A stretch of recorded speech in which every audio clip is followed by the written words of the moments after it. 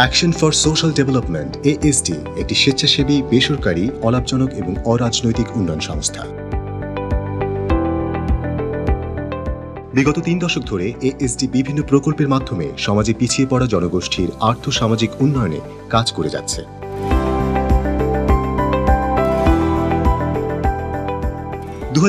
সালের 25 আগস্ট থেকে মায়ানমারের সামরিক বাহিনী দ্বারা শুরু হওয়া গণহত্যা থেকে পরিত্রাণ পেতে প্রায় 6,55,000 থেকে 7 লক্ষ রোহিঙ্গা শরণার্থী বাংলাদেশে আশ্রয় নেয়।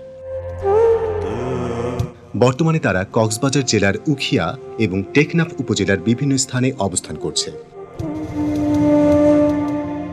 এছাড়াও বিগত 3 দশক ধরে মায়ানমার সরকারের সহিংস নির্যাতনের কারণে আরও 3 লক্ষ এর অধিক রোহিঙ্গা বাংলাদেশে পালিয়ে এসে অবস্থান করছে।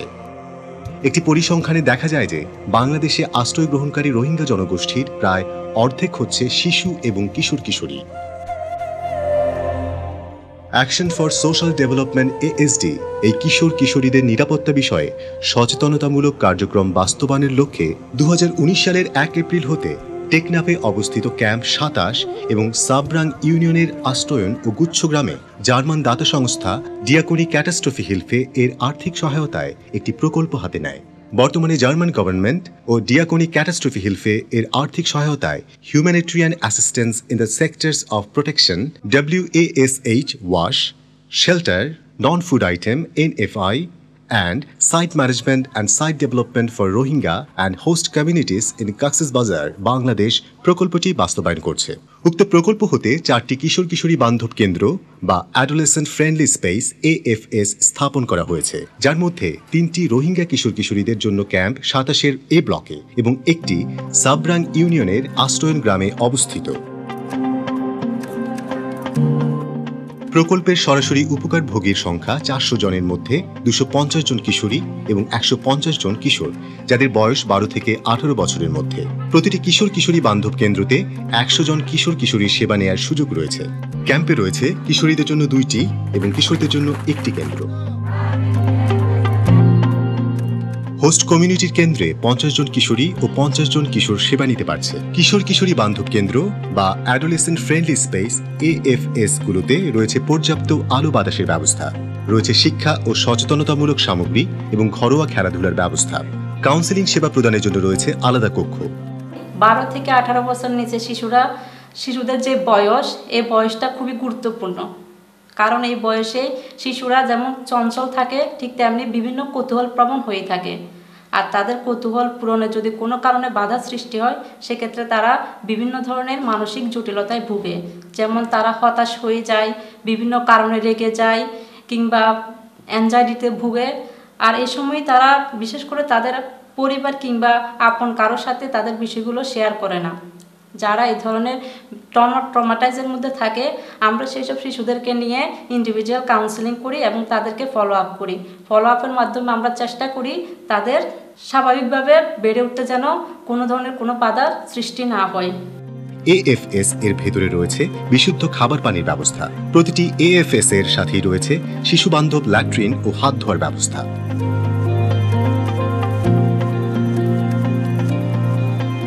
সংস্থার পক্ষ হতে কিশোর কিশোরীদের স্কুল ব্যাগ সহ শিক্ষার যাবতীয় সামগ্রী বিনামূল্যে প্রদান করা হয়। প্রতিটি শিফটে প্রতি কিশোর কিশোরীদের জন্য পুষ্টিকর নাস্তার ব্যবস্থা রয়েছে।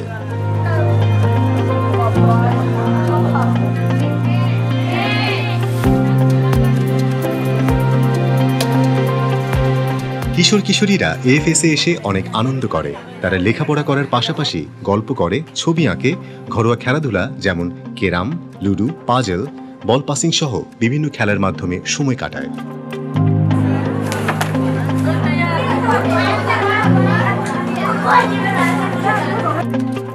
AFS এ লিটারেসি নিউমারেসি শিক্ষার পাশাপাশি বাল্যবিবাহ, পাচার, শিশুশ্রম, মাদকাসক্তি, নির্যাতন, যৌন ও প্রজনন স্বাস্থ্য যত্ন, পরিষ্কার পরিচ্ছন্নতা, পুষ্টিকর খাদ্য ও বিভিন্ন রোগ ব্যাধি নিয়ে সচেতনতামূলক শিক্ষা দেওয়া হয়। মায়াবন্দের বিয়ার বয়স 18 বছর, মরুত্তাইনদের বিয়ার বয়স 21 বছর। আরে সুস্থ থাকি বেলা কি করা পড়িব? আরে তো সব সময় পরিষ্কার থাকি, আরে বেগে পরিষ্কার থাকি। আয় তো এরা বেশি গিয়া খুশি লাগে, খুশি আর বেশি ABC শিখি, তাই না শিখি। তো তাই নাই খেলাধুলা করোনা বাল্যবিবাহ ফাঁসার শিশুশ্রম তো হাত ধোয়ার নিয়ম শিক্ষি সেটি ছাত্রারে শাইল মিরিসের বাবদ হতা হ তো শাইল লেবারের বাবদ হতা হ পাচারের বাবদ হ মাদক সত্যির বাবদ হ তো ইনারা যাইরে বল্লকমাতে হয় বল্লকমাতে ফোন ধরে অথবা মা বাবার বন্ধুসকলের হয় তাহলে বিজ্ঞানী শুননি। এছাড়াও জীবন দক্ষতার বিভিন্ন বিষয়ে কিশোর কিশোরীদের সচেতন করা হয়। প্রকল্প হতে কিশোর কিশোরীদের পেশাগত দক্ষতা উন্নয়নমূলক প্রশিক্ষণ দেওয়া হচ্ছে। কিশোরীরা সেলাই প্রশিক্ষণ পাচ্ছে, আর হোস্ট কমিউনিটির কিশোররা পেয়েছে মোবাইল সার্ভিসিং এর প্রশিক্ষণ। যে সকল কিশোর কিশোরীরা ইতিমধ্যে প্রশিক্ষণ পেয়েছে তারা এই পেশাতেই নিজেদের আত্মনির্ভরশীল করার স্বপ্ন দেখছে। আর প্রথম আয় লেখাপড়া শিখি, তারপরে ছেলে মেশিনের হাত শিখি। আল্লাহ বলে আর মা বাপু খুশি হই, আর খুশি হই আর নিজের হাত নিজে করি পারি, নিজের হর নিজে ছিলে যাই। দোকানে চাকরি করবো, ভালো একটা দোকানে চাকরি করবো, চাকরি করার পর আয় উপার্জন করে আয় করে ভালো একটা দোকান দেবো নিজস্ব। দর্জির কাজ শিখে এখানে অন্য এখানে একটা সেন্টার ছিল, আপু তারা বলতেছে যে এখানে মেয়ে নিচ্ছে, আমাকে নিয়ে ভর্তি করে দিয়েছে। ওখানে বেতন দেয় 9,000 টাকার ধরে। আমি মার্কশিটের অর্ডার নিয়ে, আমাদের বাসায় অনেক আর্থিক অবস্থা ছিল, এখন একটু আর্থিক অবস্থা কমছে, আমি একটু সাহায্য করতে পারছি যে আমাদের মা বাবাকে তার জন্য। প্রতিটি এএফএস এ সেন্টার ফ্যাসিলিটেটর ইংরেজি ও অঙ্ক পড়ান, সেন্টার কো ফ্যাসিলিটেটর ক্যাম্পে বার্মিজ পড়ান এবং হোস্ট কমিউনিটিতে বাংলা পড়ান।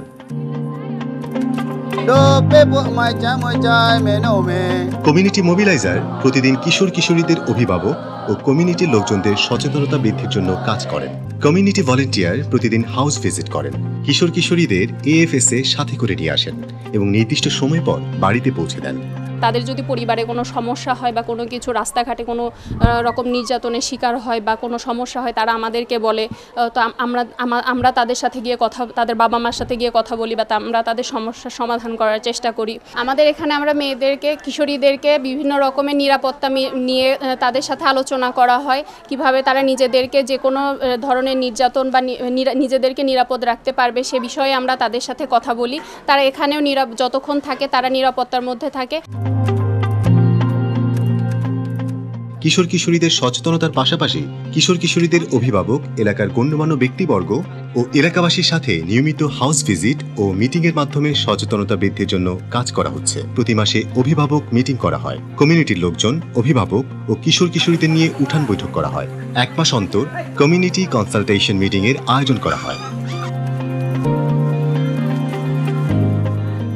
14-18 এটা হন আর তো স্কুল নাই, আর তো অন্য এটা পরিবার কিছু শিক্ষা দেখানো জায়গা নাই।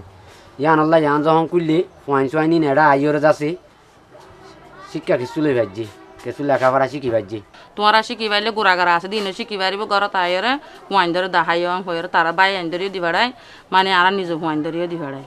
স্কুল মা ফাটাই তারা যাই লেখাপড়া করি বাদে গরম মা যায় আর দাহা পত্রা করে আর যে আম ভজি আজ আর আম ভজি এদিলা সড় বাইন ধরিও শিখাইবারে জানাইবারে আরই নিজে জানিত পারি। আর মায়া এসডি সেন্টারের মাঝে লেখাপড়া করতে আই, আগে নাম টাম লিখে না জানতো, ইয়া লিখে জানি, তাহলে মা বাবার নামও লিখে জানি। বর্মিস হইতে, ইংলিশ হইতে, এটা মানে ম্যাথ আর হিসাব কিতাব হইতে হি আগে নজানতো হিসাবে এখন এনতো দেখি শিখাই তারা শিখি পাইছে। আর দাদা বসে নিছি বিয়া করলে জামার কদর নবুঝিব, হর সেবা না পাইব, এই শিখি পাইছে। মেয়েরা বসে রয়েছে বেকার, এদেরকে সেলাই কাজ শিখাচ্ছে। আর যারা যুবক ছেলেরা আছে বেকার, এদেরকে এই মোবাইল সার্ভিসিংয়ের কাজ শিখাচ্ছে। আর যারা ছোটো ছোটো বাচ্চারা লেখাপড়া করে নাই, এমনি খেলাখেলায় সময়টা কাটাচ্ছে, এদেরকে লেখাপড়া টিচারেরা দেয় বাসায় বাসায় বাবা মাকে বোঝায় বা স্কুলে আইন না এদেরকে লেখাপড়া শিখাচ্ছে। এছাড়াও প্রতিটি কেন্দ্রে এএফএস ম্যানেজমেন্ট কমিটি রয়েছে। কমিটির সদস্যের মধ্যে রয়েছে ব্লকের ধর্মীয় নেতা, গণ্যমান্য ব্যক্তিবর্গ যারা এএফএস পরিচালনায় সার্বিক সহযোগিতা করে থাকেন। প্রকল্প এলাকায় 2টি অ্যাডোলেসেন্ট সেফটি নেটওয়ার্ক করা হয়েছে, একটি ক্যাম্পে ও একটি হোস্ট কমিউনিটিতে। এই নেটওয়ার্ক দুটি সার্বিকভাবে কিশোর কিশোরীদের নিরাপত্তার জন্য কাজ করে থাকে। এএসডির এএফএস কার্যক্রমের মাধ্যমে অত্র এলাকায় বেশ কিছু পরিবর্তন লক্ষ্য করা যায়। শিশু কিশোর কিশোরীরা যেমন তাদের পড়ালেখা চালিয়ে নিচ্ছে, পাশাপাশি শিশু সুরক্ষা ও অধিকার বিষয়ে সচেতন হচ্ছে, যার ফলে তাদের শারীরিক ও মানসিক বিকাশের পাশাপাশি বিভিন্ন প্রকার হয়রানি ও নির্যাতন থেকে নিজেদের মুক্ত রাখবে। হোস্ট কমিউনিটিতে এএফএস থেকে সেবা পেয়ে শিশু কিশোর কিশোরীরা শিক্ষার মূল স্রোতধারায় সম্পৃক্ত হচ্ছে। প্রকল্প এলাকায় অভিভাবকরা ধীরে ধীরে সচেতন হচ্ছে। বাল্যবিবাহের কুফল সম্পর্কে জানার ফলে অভিভাবকরা কিশোরীদের নির্দিষ্ট বয়সের পরে বিয়ে দেওয়ার কথা ভাবছে। প্রকল্প এলাকায় ক্যাম্পের সংশ্লিষ্ট ক্যাম্প ইনচার্জ মহোদয় এবং হোস্ট কমিউনিটিতে ইউএনও মহোদয় পরিদর্শন করে এএফএস এর কার্যক্রম নিয়ে সন্তোষ প্রকাশ করেছেন।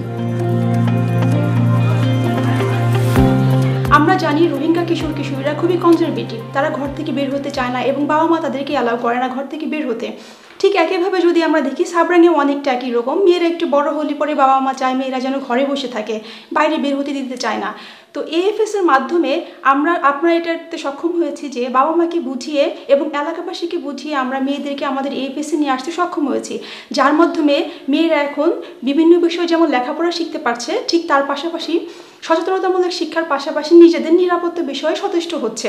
প্রকল্পের মনিটরিং অফিসার হিসেবে নিয়মিতই আমাকে অন্যান্য স্টেক হোল্ডারদের সাথে যোগাযোগ রাখতে হয়, যাতে করে আমাদের প্রকল্পের কার্যক্রমকে আমরা খুব ভালোভাবে চালিয়ে নিতে পারি।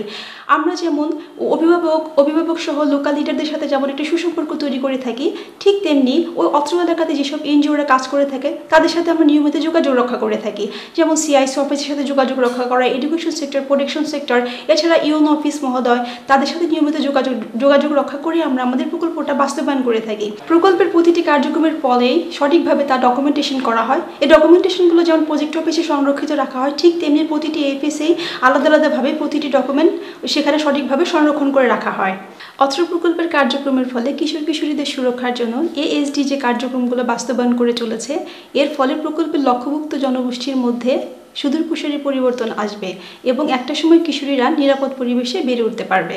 এই প্রকল্পের অন্যতম একটি কাজ হচ্ছে অ্যাডোলেসেন্ট ফ্রেন্ডলি স্পেসের ম্যানেজমেন্ট কমিটি গঠন এবং হচ্ছে অ্যাডোলেসেন্ট ক্লাব মেম্বারদের নিয়ে একটি কমিটি গঠন।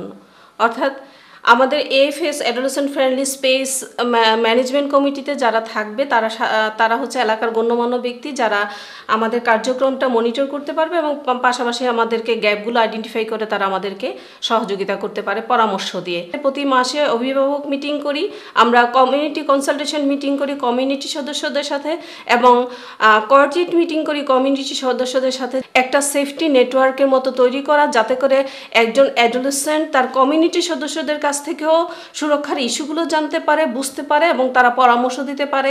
বাবা মারা সচেতন হয়, অ্যাডোলেসেন্টরা নিজেরা সচেতন হয়। এই প্রকল্প বাস্তবায়ন করতে যে গভর্নমেন্টের 4টা স্তরের সাথে আসলে কমিউনিকেশন এবং কোঅর্ডিনেশনের মাধ্যমে এই প্রকল্পটি বাস্তবায়ন করে থাকি। শরণার্থী ত্রাণ প্রত্যাবাসন কমিশনারের কার্যালয় থেকে যাবতীয় অনুমোদন, তাদের দিক নির্দেশনায় এবং সরাসরি ক্যাম্প ইনচার্জ মহোদয়ের সার্বিক দিক নির্দেশনা এবং সমন্বয় এবং সার্বিক যোগাযোগের মাধ্যমে এই প্রকল্প বাস্তবায়ন করছি। অর্থাৎ ডিসি অফিসের সাথে যোগাযোগ করে যাবতীয় কার্যক্রম বাস্তবায়ন করছি, পাশাপাশি উপজেলা নির্বাহী অফিসার হচ্ছে উপজেলা লেভেলে সার্বিকভাবে ওনার সাথে যোগাযোগ করে থাকি। সাবরাঙে হোস্ট কমিউনিটিতে লেখাপড়ার ক্ষেত্রে অনেক ঝরে পড়া শিশু ছিল, যারা 100 জন স্টুডেন্টের মধ্যে অনেকেই ছিল ঝরে পড়া শিশু। সেই ঝরে পড়া শিশুদেরকে আমরা মেইন স্ট্রিমিংয়ের সাথে নিয়ে আসতে পেরেছি। আমরা 2020 সালে 20 জনকে প্রাইমারি স্কুলে ভর্তি করাতে পেরেছি। 2021 সালে আমরা 17 জনকে প্রাইমারি স্কুলে ভর্তি করাতে পেরেছি। এই প্রকল্পের এটা একটা বড় সার্থক দিক এবং সবল দিক বলে আমি মনে করছি। অত্র প্রকল্পের কার্যক্রমের মাধ্যমে কিশোর কিশোরীদের সুরক্ষার জন্য নিরাপদ পরিবেশ তৈরির জন্য অভিভাবক সহ কমিউনিটির সাধারণ জনগণের মাঝে ইতিবাচক পরিবর্তন আনা সম্ভব হবে, যার ফলে অত্র এলাকায় সুদূর প্রসারী পরিবর্তন আসবে।